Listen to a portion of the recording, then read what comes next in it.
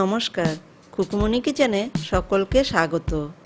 আজকে আমি তৈরি করে দেখাবো সুজির মিষ্টি। খেতে কিন্তু অসাধারণ হয়। সুজির মিষ্টি বানাবার জন্য কড়াইতে 1 চামচ ঘি দিলাম। ঘি ভালো করে গরম করে নিয়েছি।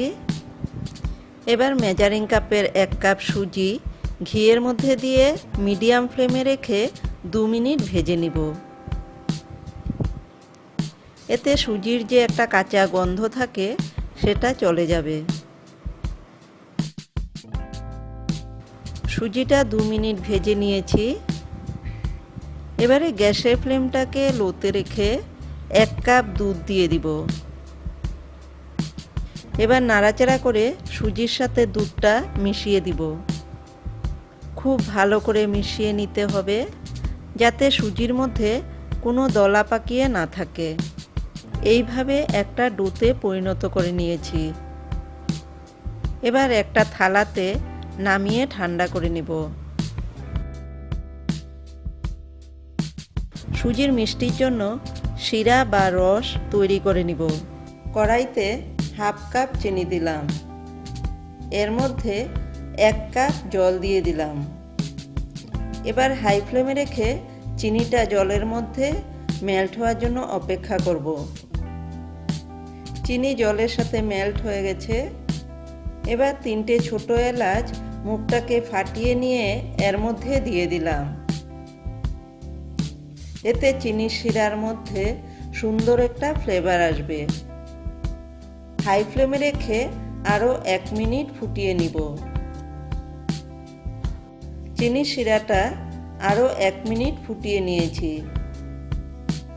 এই সময়ে 1 পিঞ্চ ফুড কালার দিয়ে দিলাম।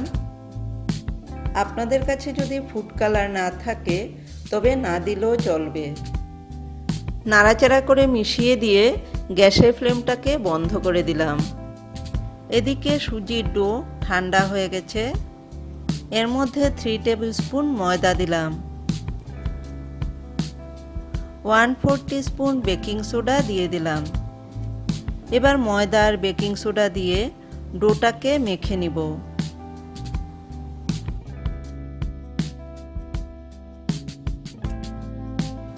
ডোটা অল্প একটু শুকনো শুকনো হয়ে গেছে, তাই 1 টেবিল স্পুন লিকুইড দুধ এর মধ্যে দিয়ে দিলাম।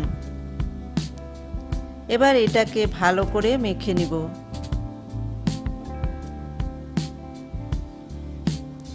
খুব ভালো করে মেখে নিয়েছি। এবার 1 টিস্পুন ঘি দিয়ে আবারও ডোটাকে মেখে নিব।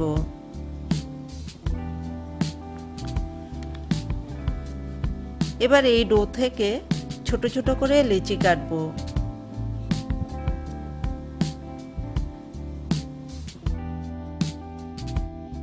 সমস্ত লেচি কেটে নেওয়া হয়ে গেছে। এবার একটা লেচি নিয়ে প্রথমে গোল করে নিব। তারপর এটাকে একটু চাপ দিয়ে চ্যাপ্টা করে দিব।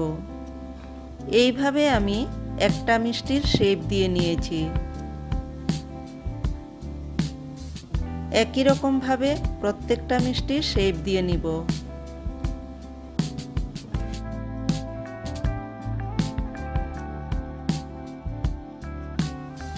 একটা ফ্রাইং প্যান বসিয়ে তেল গরম করে নিয়েছি।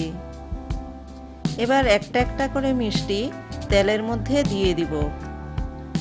তেলটা যেন খুব বেশি গরম না হয়, মিডিয়াম গরম তেলের মধ্যে আর মিডিয়াম ফ্লেমে রেখে মিষ্টিগুলো ভাজতে হবে। এক পিঠ ভাজা হয়ে গেলে অন্য পিঠ উল্টে দিব।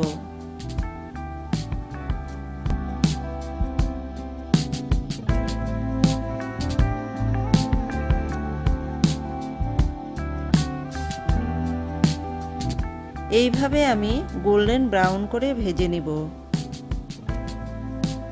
এবার তেল থেকে তুলে একটা পাত্রের মধ্যে রেখে দিব।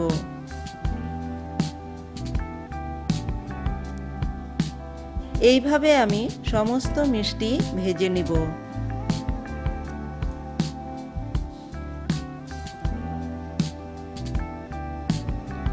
সমস্ত সুজির মিষ্টি ভেজে নেওয়া হয়ে গেছে। এবার মিষ্টিগুলো চিনির শিরার মধ্যে দিয়ে দিব। চিনির শিরাটা যেন উষ্ণ গরম থাকে।